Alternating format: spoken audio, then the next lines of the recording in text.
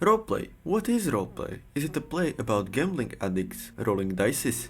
To roll or not to roll? That's the question. Or is it one of those kinky stuff last Argonian maidens do? What do you mean by cleaning my chambers, you crazy lizard woman? All and more in this episode of Playing D&D Correctly. Greetings travelers around the internet, I'm Goblin Tommy and this is Playing D&D Correctly, the show on my channel that has more than one episode, making this the longest running series I ever created. That's right, I already talked about how to roleplay high charisma characters in my previous video, although I understand that watching 24 minutes of me nerding out may be a bit overwhelming. Also, the voiceover got corrupted towards the end of the video, so I thought I may just do an in-depth guide how to roleplay in general. So with that being said, let's find out what lays in the intersection of autistic gay theater kid Venn diagram. Roleplay makes 2 of 3 letters in the shortening RPG, so it's gonna be 2/3 of the whole experience. Right? Wrong! Despite how D&D is nowadays presented in all of its glamour and acting, you can easily play D&D campaign without single instance of roleplay taking place. In my opinion, that sounds boring as fuck, but it is plausible. You need to realize that roleplay is still just a flavor of the game,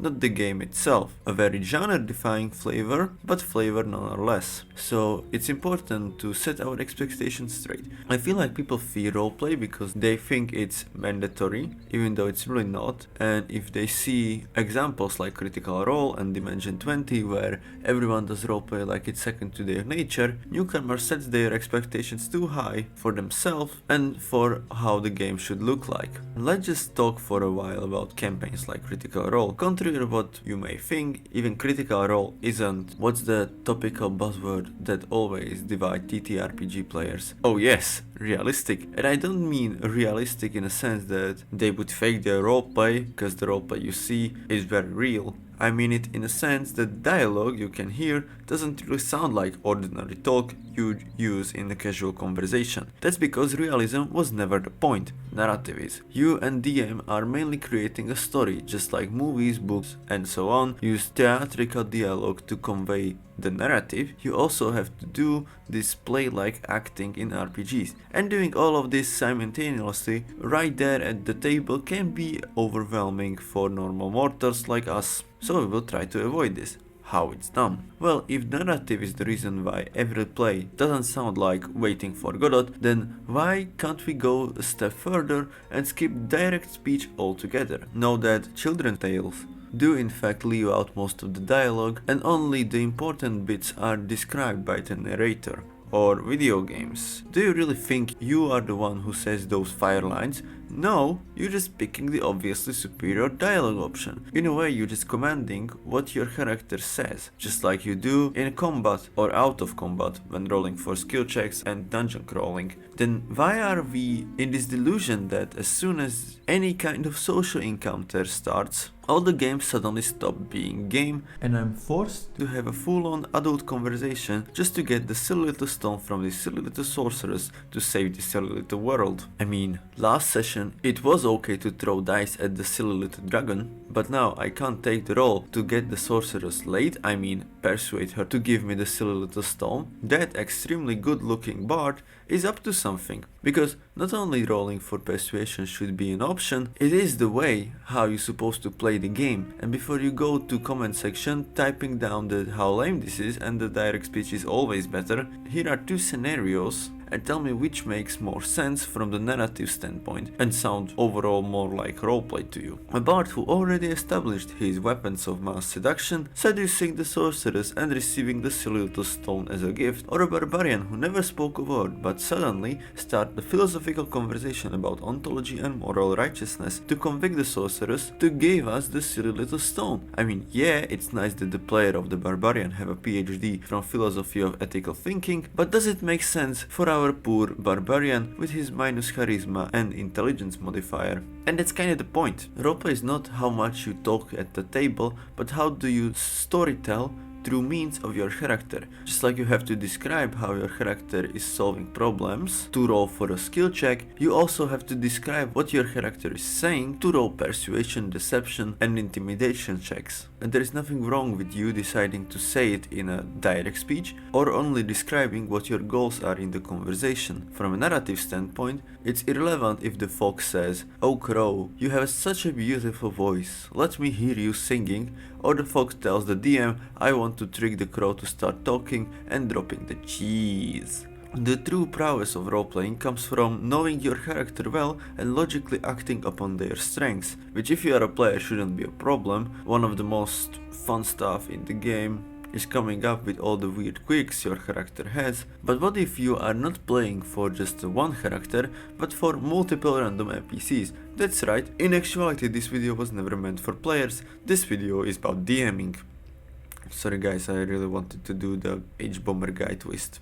How to roleplay NPCs. Creating NPCs is quite challenging, mainly because they don't have stat block, and if they do, the age-old murder hobo rule comes to mind. If it has a stat block, we can kill it, which you as a DM don't want, I suppose. Needless to say, having a stat block can be helpful. Let's suppose you have this goblin your party wanted to adapt after they slaughtered his whole party in front of his eyes. Let's call him Jimmy. Well, from his stat block we can see that he's not the most socially acceptable person to have around and he's none the wiser, but his intelligence is average. That means he can be reasonable if the party appeals to his kin. But let's see his physical stats, shall we? Well, he doesn't have strength to be naturally assertive, and we can assume his previous party might have been quite picky towards him. A good head start for the party how to actually ally him. His constitution is also decent.